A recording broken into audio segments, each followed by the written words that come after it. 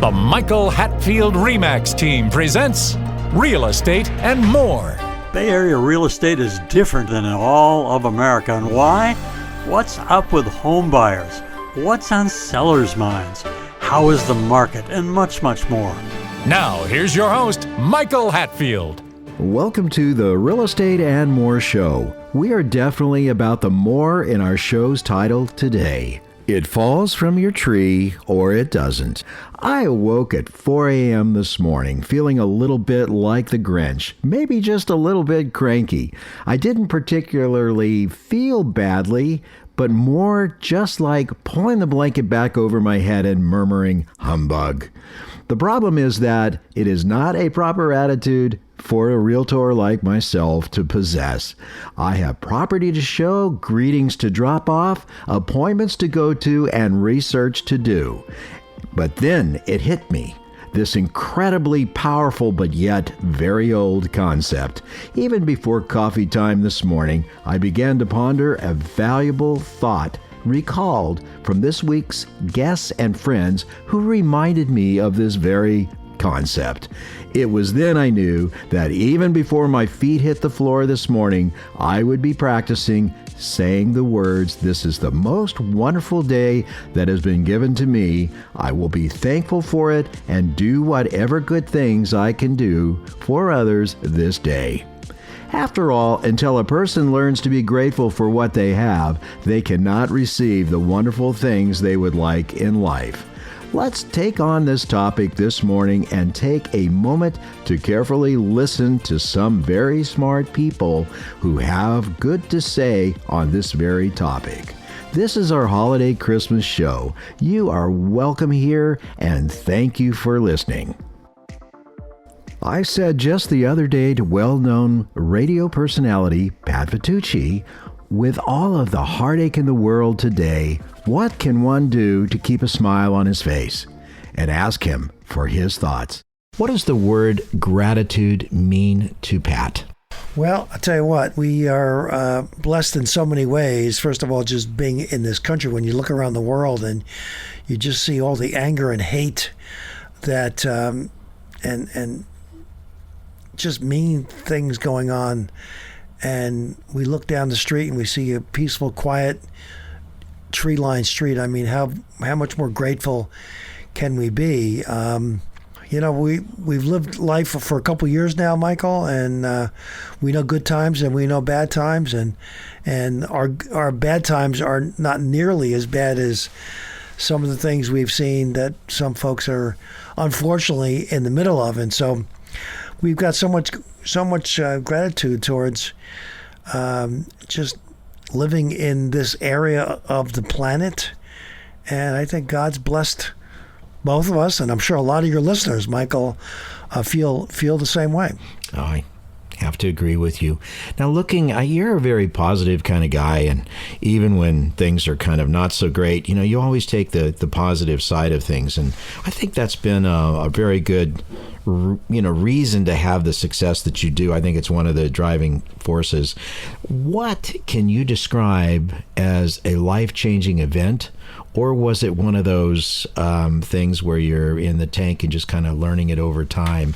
What actually has caused you to feel happy in your heart? Well, I think when you wake up in the morning, Michael, and your feet hit the floor, you make a decision that moment if you're going to be optimistic or pessimistic.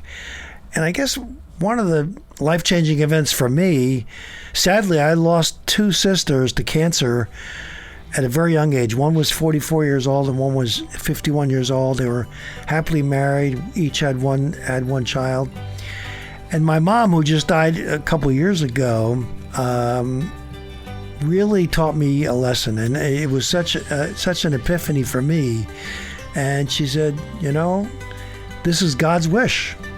And here she is losing two of her daughters. I'm the only surviving child. She was much younger back in those days. She died at 94. So imagine burying two of your children and saying, Pat, this is God's wish. And she was frankly very positive about that. I was here I am, a basket case. My life was crumbling in front of me with losing two of my best friends. You know, mothers are incredibly strong people. And at that moment in time, and there was nothing more moving to me than my mother's attitude towards losing two of her precious children. And so, to me, that was my epiphany, my turning point, if you will, my life-changing event that really tested my faith in God and my faith in living. And it was a pretty moving experience, Mike. I can imagine. I think there's not much more that can happen to anybody than to have to go through lose the loss of two sisters like that, two best friends. And you know, I think people of older vintage have a lot, you know, maybe they have a really great attitude that it is God's wish. It's that we don't control every little thing. We don't control when the engine in our car blows up. We don't really control everything. What do you do with that extra worry that you can do nothing about? What do you do with that? Well, you have to give it to somebody somewhere, somehow. And for me, I know where I go with it. Yeah, for me, I retreat into prayer. I'm kind of a prayerful guy, and I say my prayers every day. And I'm thankful that I've got a great family. I've got great friends like you and Nancy. Look, life is never perfect. There are always issues. I think God kind of tests you when he throws you a curveball, and he's looking to see how you react to perhaps a bad day or a bad event. And you've got to look at the positive side and understand we're all being tested from now and again. And staying positive during very difficult times, and whether economy's bad or there are health issues in your family, or a friendship goes sour, or somebody doesn't treat you well, doesn't treat you with respect. I think it's how you react to all those negative things. And guess what? You're going to have them. Everybody has them. Life is not, full of roses and chocolate candy every day. And it's how you react to those bad days, those bad times, those bad events that kind of defines how you handle yourself in everyday issues. The country artist Toby Keith was riding around in a golf cart with Clint Eastwood. And this has been years ago, but it's a good story.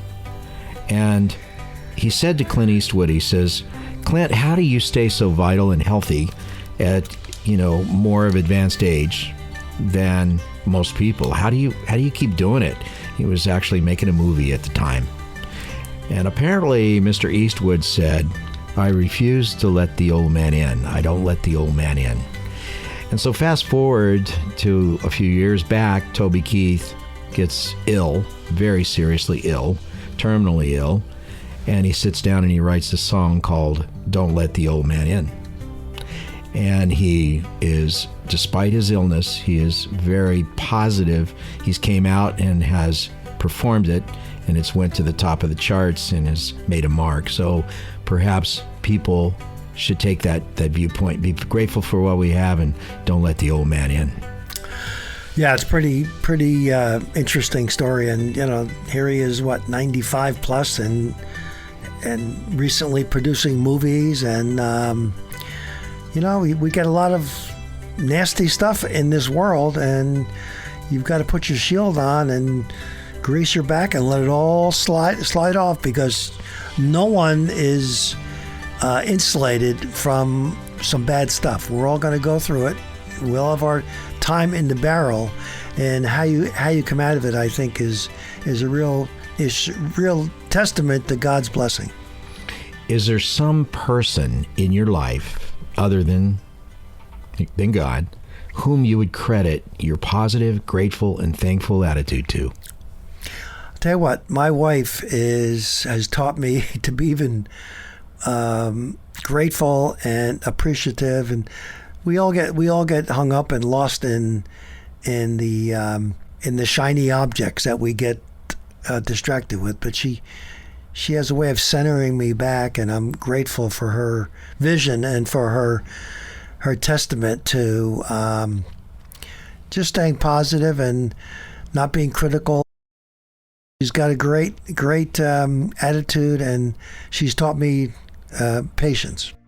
Pat shares that he lost both of his sisters at young ages, and he recalls those heart-wrenching times as being pivotal. For our next guest, I am convinced there are walking, talking miracles on this earth. Today, you are to meet one such member of this elite club of miracles. I asked Michael to share his story with us and asked to hear how this one event has changed his entire reality. Hi, Michael.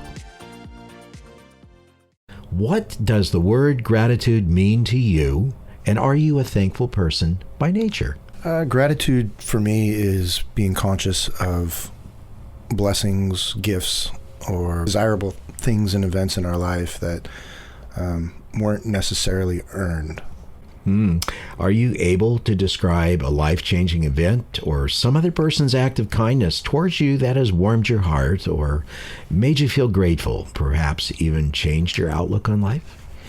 The brightest point in my life recently was a couple years ago. I wrecked a motorcycle at an extreme speed and injured myself pretty well. Shattered my pelvis, broke ribs, displaced my wrist pretty considerably, so now I've got a bunch of metal and screws putting me back together. But there are dozens of reasons why I shouldn't ever have walked again, and much less reclaimed everything and more that I had physiologically prior to the accident. And Go ahead. I'm grateful for that. Every time I go for a run or engage in martial arts or do something and remember where I had been and what it was like to sit in a wheelchair or go through that process, I'm grateful that it's come back together. So there definitely is a higher power, and I think in some people's cases that they connect with that higher power and they generate their own lifestyle of energy from it. Would you say that that's something that is possible with you? The higher power was absolutely critical for the entire process. The moment that I became conscious of being alive again, laying in the road and in the ambulance and then into the hospital, I was conscious of a higher power within in me, and that despite everything that the medical professionals were telling me, I was going to be okay.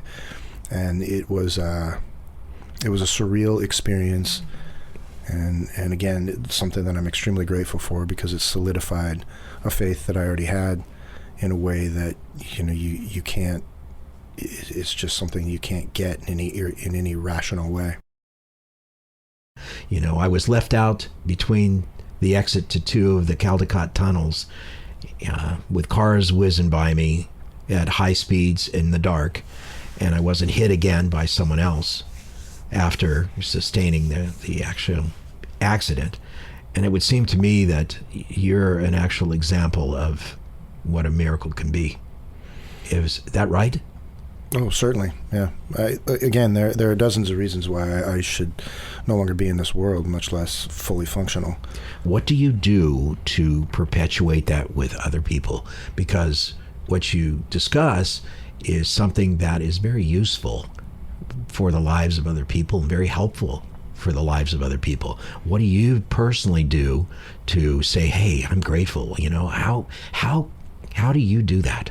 First of all, you have to be interacting with a person that is open to hearing whatever your perspective may be. Many people prefer to revel in their dysfunction or their wounds or that kind of thing, and those folks, you allow them to live their life as they please. But the people that are receptive, you can tell them your story, and they can realize that whatever thing, in this case physiologically, that they may be struggling with, they can find a way to solve it. They can find a way to heal it, and it doesn't necessarily have to come from a rational a reasonable direction. It doesn't have to be a doctor. It could just plain be placebo or their belief in God that can heal them. What you tell your mind to think is definitely going to affect your outlook. It's going to affect your entire reality. And when you're aligned with God, it's beyond powerful. It's limitless. So you're crediting God for your survival, and you're crediting God for your gratitude? It wasn't me that plucked me out of the other world and put me back in this one. I mean, yes, absolutely. Thank you, Michael.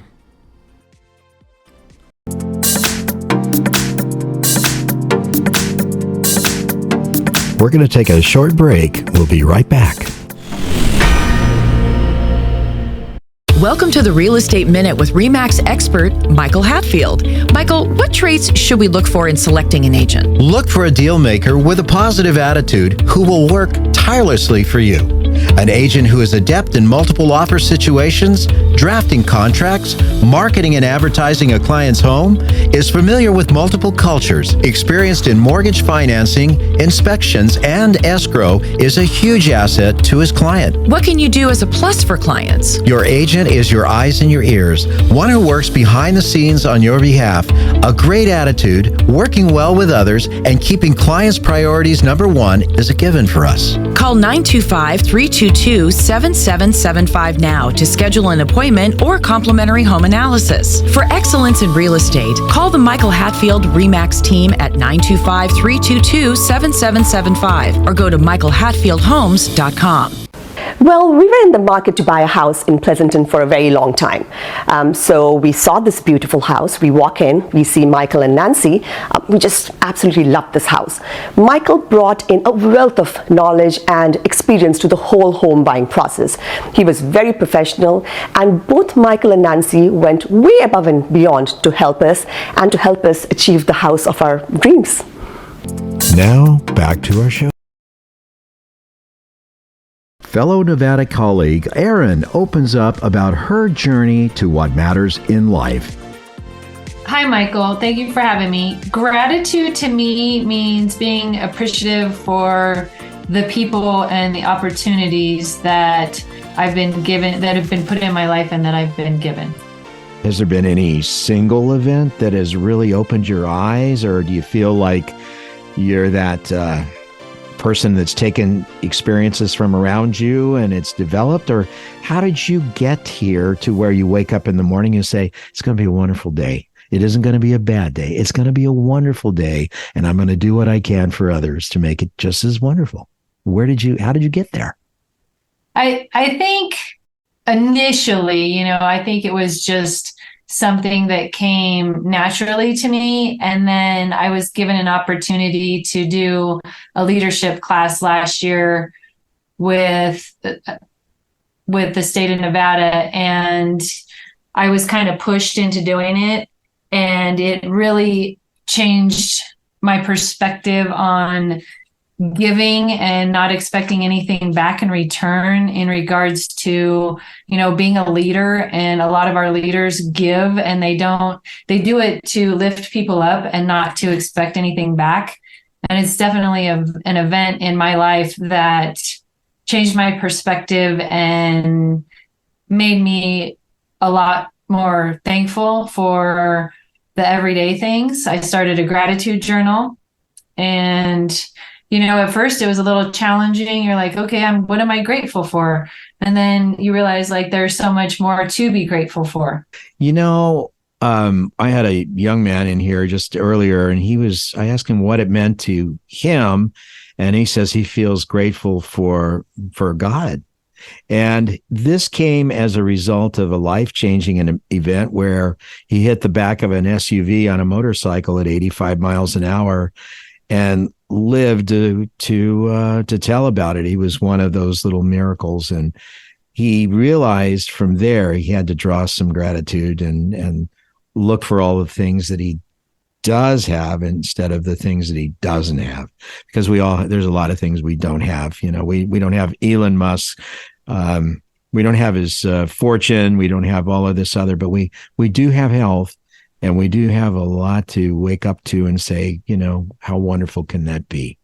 So if you possess an attitude of gratitude and thus thankfulness, what personal actions going ahead do you anticipate that you'll do? What are your thoughts, Aaron? Well, I agree with the last person who, just waking up and having our health and our life and our friends is a lot more valuable than having a pocket full of money. I know I have investors and people who have a lot of money and they're not happy. So I definitely, we might not have Elon Musk's finances, but, I think sometimes you don't necessarily need that or want that. And then, so one of the big things that I'm going to do this incoming year is community outreach, volunteering in our community, and just helping people of all walks of life, whether, they need, a little bag of water in a toothbrush and socks, because that seems to be a big thing around here is people need socks and hats. So, just having like a go bag in my car for people on the side of the street that might need it, to volunteering in our community, to different organizations to help our community just become, more solid and better and help those in need. I read a book called Giver's Gain, and it's all about giving, and it's not to get something back. It's more because it makes you feel better internally and you see the world in a different light. When you give, you just naturally, it comes back to you, and not that you expect anything back. But I was on the board of a domestic violence advocacy center, and I was at the home, the safe house, and one of the ladies came up to me, and I was kind of at a point where I was debating on, is this really worth it or not? And one of the women came up to me and said, "You saved my life. And like the work that you do and me being able to come here, you literally saved my life." So it's like those moments where it's just heart-wrenching and you're just, I'm just cleaning up a storage room, or I'm just, but to them, I'm saving their life. So I think just those little things in life make a big difference to other people. Thank you, Aaron. We're going to take a very short break. Be right back. I'm Michael Hatfield. City Team is a credible organization that actually cares for human beings who are poor and are hungry. City Team provides food, clothing, shelter, and humanitarian services in 3 Bay Area cities, as well as aids those who are in serious need of a hot meal. Always donate what you can spare to City Team so they can serve holiday meals to those in dire need.